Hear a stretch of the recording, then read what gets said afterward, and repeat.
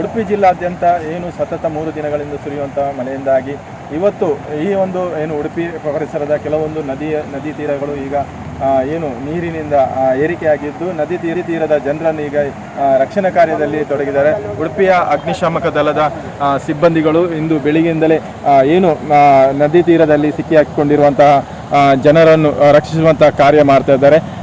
ಈ ಒಂದು ಏನು ಕೊಡಂಕೂರಿನ ನಿಟ್ಟೂರು ಪರಿಸರದಲ್ಲಿರುವಂತಹ ಜನರು ತಮ್ಮ ಮನೆಯಲ್ಲಿ ಸಿಕ್ಕಿ ಹಾಕಿಕೊಂಡಿದ್ರು. ಅವರನ್ನು ರಕ್ಷಣೆ ಕಾರ್ಯ ಮಾಡುವಂಥ ಕೆಲಸ ಅಗ್ನಿಶಾಮಕ ದಳದ ಸಿಬ್ಬಂದಿಗಳು ಮಾಡ್ತಾ ಇದ್ದಾರೆ.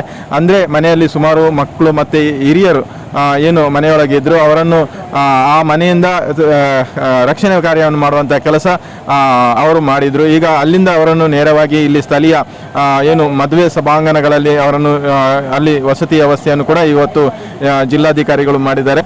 ಅಗ್ನಿಶಾಮಕ ದಳದ ಸಿಬ್ಬಂದಿಗಳು ಈಗಾಗಲೇ 3 ತಂಡಗಳನ್ನು ಮಾಡಿ ರಕ್ಷಣೆ ಕಾರ್ಯವನ್ನು ಮಾಡ್ತಾ ಇದ್ದಾರೆ.